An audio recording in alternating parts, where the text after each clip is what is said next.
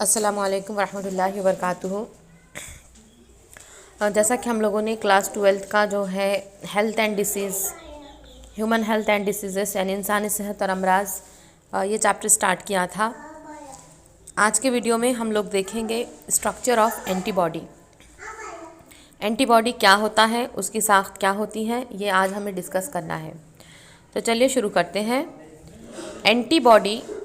Antibody को उर्दू में कहा जाता है ज़िद जिस्म। एंटीबॉडी को कहा जाता है ज़िद जिस्म। अब एंटीबॉडी होते क्या हैं?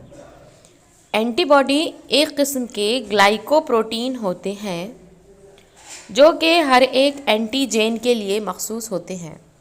क्या कह रही हूँ मैं? एंटीबॉडी एक किस्म के ग्लाइकोप्रोटीन होते हैं जो हर एंटीजेन के लिए मखसूस होते हैं।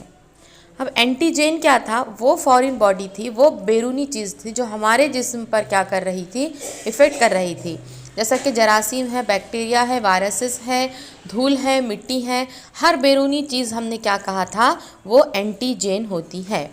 और इसके रिस्पॉन्स में हमारी बॉडी क्या करती है? एंटीबॉडीज़ बनाती हैं। और ये एंटीबॉडीज़ जो है एंटीजेन से क्या करते हैं? लड़ते हैं, लड़ने का काम करते हैं। तो हर एंटीजेन के लिए एक स्पेसिफिक, एक मखसूस एंटीबॉडी बनती है।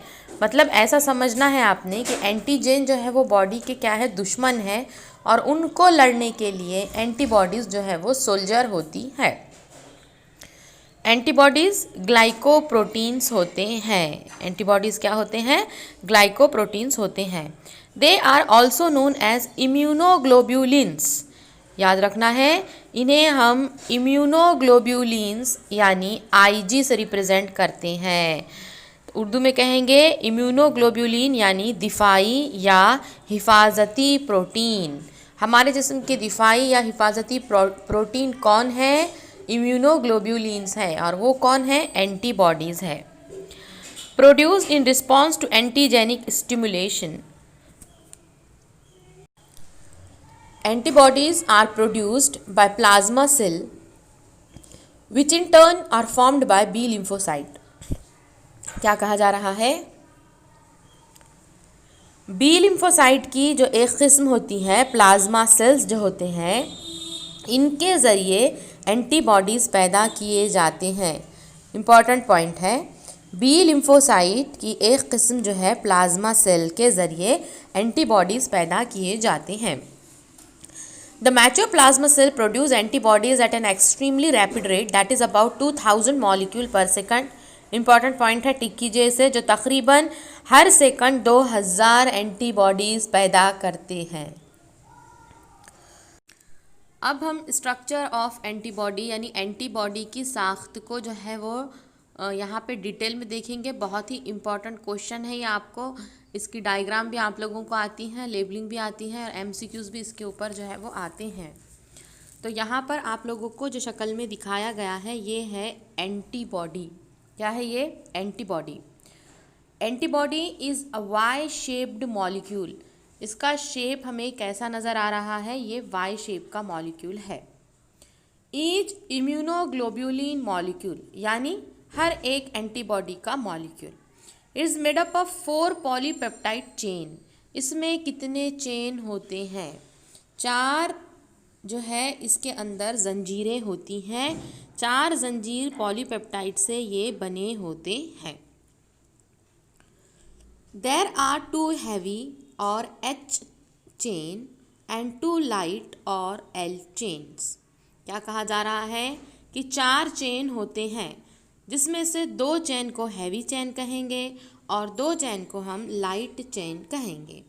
हैवी चेन यानी कि वज़नी जंजीर होती है, जिसे H चेन्स कहते हैं, और जो लाइट चेन होती है इन्हें हल्की जंजीर कहते हैं, जिसे हम एल चेन्स कहेंगे। जैसा कि आपको शक्ल में नज़र आ रहा है, हैवी चेन्स लिखे गए हैं, येलो कलर के यहाँ पर नज़र आ रहे हैं। हैवी चेन लेफ़्ट में भी है, राइट में भी है, 2 हैवी चेन हो गया है। और ब्लू कलर के जो है 2 लाइट चेन नज़र आ रहे हैं, लेफ़्ट में भी है और राइट में भी है। तो 2 हैवी चेन और 2 लाइट चेन यानी कि 2 वज़नी जंजीर और 2 हल्की जंजीर हमें नज़र आ रही है। The 4 polypeptide chains are held together by disulfide bonds to form a Y-shaped structure. ये जो जंजीरें हैं वो एक दूसरे के साथ डाइसल्फाइड बॉन्ड्स यानी कि डाइसल्फाइड बंदिश से जुड़ी होती है। जैसा कि आपको यहाँ पर डाइसल्फाइड बॉन्ड नज़र आ रहा है, SS लिखा हुआ है बीच में, तो इस तरीके से वो एक दूसरे से कैसी है, जुड़ी हुई हैं। बंदिशें जो मौजूद होती हैं वो डाइसल्फाइड बॉन्ड है, SS से जिसे जाहिर किया जा रहा है, और ये एक दूसरे से जुड़े हुए हैं, इसलिए एंटीबॉडी का जो शेप है वो वाई शेप का होता है। Next point, the region holding together arms and stem of antibody is termed as hinge. Antibodies का वो हिस्सा जिससे इसके निचले और ऊपरी हिस्से जुड़े होते हैं, इसे हिंज कहते हैं। जैसा कि हम क्या है, कबर्ड हो गई या क्या है, दरवाजे हो गए, तो वहाँ पर हम कहते हैं कि हिंज होता है। इसकी वजह से क्या होता है, वो आगे पीछे खोल बंद हम इसे कर सकते हैं। उसी तरीके से आपको यहाँ पर नज़र आ रहा है कि एंटीबॉडी के अंदर का वो हिस्सा जिससे इसके निचले हिस्से और ऊपरी हिस्से एक दूसरे से जुड़े होते हैं, इसे हम हिंज कहते हैं।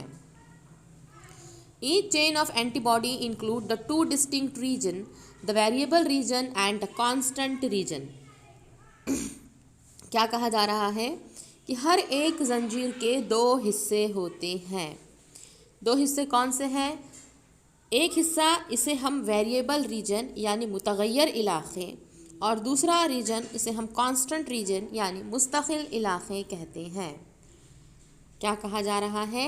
हर एक जंजीर के 2 हिस्से होते हैं, वेरिएबल रीजन, कांस्टेंट रीजन। यानी वेरिएबल को बोलते हैं मुतगय्यर इलाक़े और कांस्टेंट रीजन को कहते हैं हम मुस्तकिल इलाक़े। अब शक्ल में देखिए आप, यहाँ पर आप लोगों को जो है वो वेरिएबल और कांस्टेंट रीजन बताया जा रहा है। अब हम अगर येलो लाइन की बात करें, जो हैवी चेन की बात करें हम, तो ऊपर का जो ब्राउन कलर का पार्ट है वो है वेरिएबल रीजन। किसका? हैवी चेन का। तो ऊपर का दोनों ब्राउन पार्ट जो है वो वेरिएबल रीजन है। उसी तरीके से हम लाइट चेन की बात करें तो ऊपर से जो ब्लू कलर का पार्ट है वो वेरिएबल रीजन है, यानी मुतगय्यर जो इसके इलाक़े हैं वो ऊपरी इलाक़े हैं। और जब हम जो है कांस्टेंट रीजन की बात करें तो येलो के अंदर हमें कांस्टेंट रीजन जो है वो नज़र आ रहा है, येलो पार्ट है। और उसी तरीके से हमें लाइट चेन के अंदर भी जो ब्लू कलर का पार्ट है, लाइट ब्लू जो प्लेन पार्ट है, वो कांस्टेंट रीजन है लाइट चेन का। यानी इसका मतलब हैवी चेन और लाइट चेन दोनों के अंदर ऊपरी हिस्से को हम वेरिएबल रीजन कहेंगे और निचले हिस्से को हम कांस्टेंट रीजन यानी मुस्तकिल इलाक़े कहते हैं। Next point, variable region constitute the antigen binding site that is the paratope। क्या है कि वेरिएबल रीजन जो है हैवी चेन और लाइट चेन दोनों के जो वेरिएबल रीजन हैं, इनके पास एंटीजन से जुड़ने की जगह होती है। फिर से पॉइंट रिपीट कर रही हूँ मैं, आप लोग देख सकते हैं डायग्राम के अंदर जो ऊपरी हिस्सा है जहाँ पर NN लिखा हुआ है वो एंटीजन बाइंडिंग साइट है, यानी कि वहाँ पर वो एंटीजन जाके चिपक जाता है, जुड़ जाता है। तो ऊपरी जो रीजन होते हैं वहाँ पर एंटीजन जुड़ जाता है। इस एंटीजन बाइंडिंग साइट को पैराटोप कहते हैं। बहुत ही इंपॉर्टेंट पॉइंट है ये MCQs का, कि जो लाइट चेन है और हैवी चेन है उसका जो ऊपरी हिस्सा है, ऊपरी हिस्से को हमने क्या कहे थे? Variable region. उस वेरिएबल रीजन पर कौन जुड़ते हैं? एंटीजन जुड़ते हैं, और वो एंटीजन को जुड़ने की जगह एंटीजन बाइंडिंग साइट को क्या कहते हैं? उसे हम पैराटोप कहते हैं। क्या कहते हैं? पैराटोप कहते हैं। This part of antibody recognize and binds to the specific region to form an antigen-antibody complex. Since most antibodies carry the 2 antigen binding site, they are said to be bivalent। क्या कहा जा रहा है कि antibody, ये हमारी diagram किसकी है? एंटीबॉडी की है। ये एंटीबॉडी का ये हिस्सा क्या करता है? एंटीजन को पकड़ लेता है, इसे जकड़ लेता है, उसे पहचान लेता है और इस तरीके से जैसा कि ताला और चाबी होती है, लॉक एंड की अरेंजमेंट है, उसी तरीके से हर एंटीजन को एंटीबॉडी क्या कर लेता है, पकड़ लेता है, और इसे हम एंटीजन एंटीबॉडी कॉम्प्लेक्स कहते हैं। क्या कह रही हूँ मैं? हर एक एंटीबॉडी ख़ास एंटीजन के लिए मखसूस होता है, तो उस एंटीजन को ये एंटीबॉडी क्या करती हैं, पकड़ लेती हैं, लॉक एंड की अरेंजमेंट होता है, और इस तरीके से एक एंटीजन एंटीबॉडी कॉम्प्लेक्स यहाँ पे तैयार होता है। अब इस फिगर में हमें ये नज़र आ रहा है कि कितने एंटीजन बाइंडिंग साइट है यहाँ पर। लेफ़्ट में एक साइट है, राइट में एक साइट है, इसलिए हम इसे बायवैलेंट कहेंगे। क्या कहेंगे? इसे बायवैलेंट कहेंगे।